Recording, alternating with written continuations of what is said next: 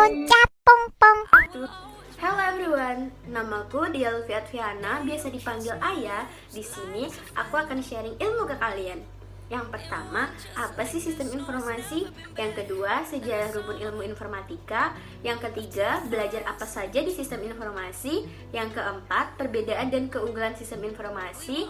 Yang kelima, prospek kerja di sistem informasi. Dan yang terakhir, mengapa masuk di sistem informasi. Oke, langsung saja. Apa sih sistem informasi itu?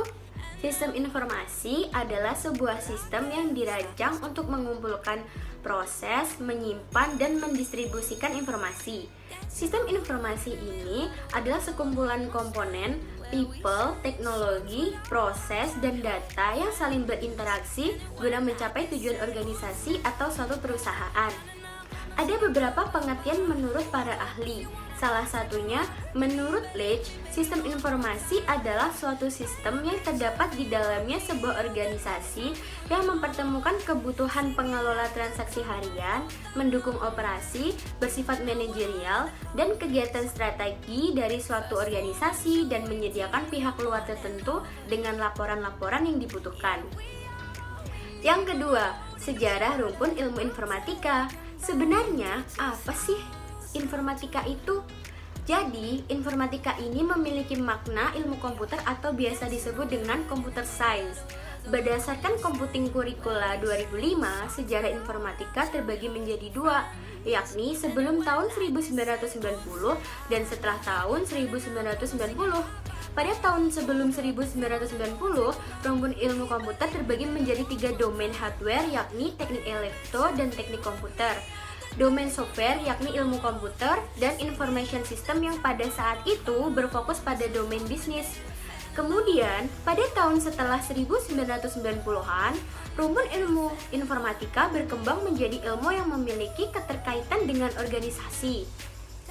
Electronic Engineering dan Computer Engineering yang berfokus pada hardware computer science, software engineering, and computer engineering yang berfokus pada software. Sedangkan di organisasi terdapat information technology dan information system. Oke, yang ketiga, belajar apa saja sih di sistem informasi? Berdasarkan Computing Curricula, di sistem informasi kita akan lebih banyak mempelajari tentang organization issues dan information system, baik secara teori maupun secara praktik.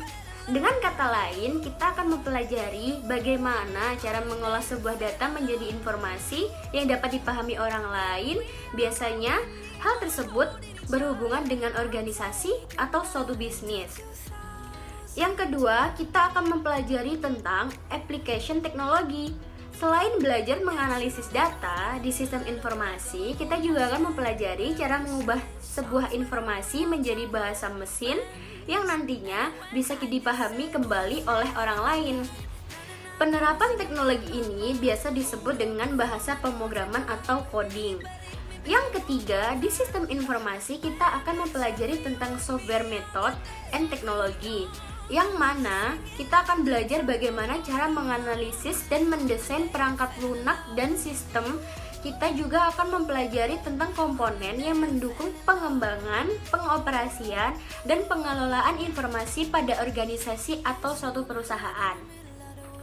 Komponen-komponen ini meliputi penyimpanan, jaringan server, alat manajemen, layanan, dan aplikasi.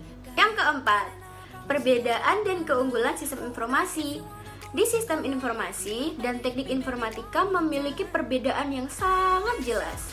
Teknik informatika sendiri merupakan disiplin ilmu yang berfokus pada komputer, yang pada dasarnya merupakan kumpulan ilmu yang khusus menangani masalah transformasi atau pengolahan data dengan memanfaatkan teknologi komputer.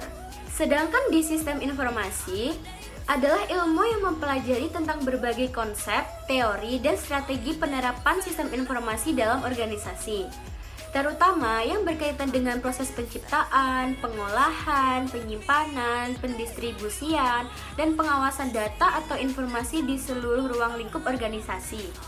Secara sederhana, teknik informatika fokus kepada cara menghasilkan sebuah program, sedangkan sistem informasi berfokus pada analisa kebutuhan akan sistem dari suatu perusahaan dan merancang sistem yang sesuai kebutuhan dan tujuan untuk perusahaan. Sehingga dapat dikatakan bahwa selain belajar teknik pemrograman dalam jurusan sistem, juga mempelajari proses bisnis yang ada dalam perusahaan.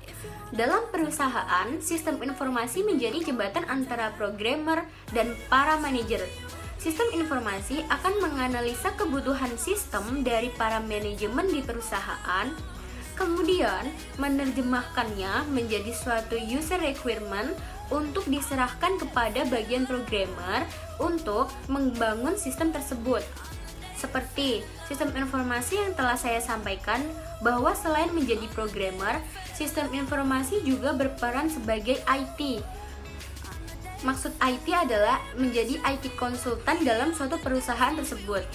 Hal ini membuat lulusan sistem informasi mendapat jabatan tertinggi dalam perusahaan daripada teknik informatika.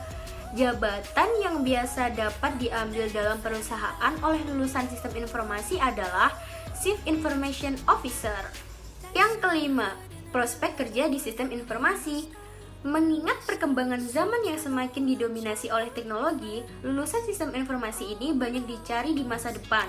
Setelah lulus, kalian bisa berprofesi sebagai Information System Manager, System Analyst, IT Konsultan, Business Konsultan, Software Engineering, Programmer, dan masih banyak lagi. Jadi, kalian gak usah khawatir jadi apa setelah lulus ya. Dengan doa dan usaha, kalian bisa meraih kesuksesan melalui sistem informasi.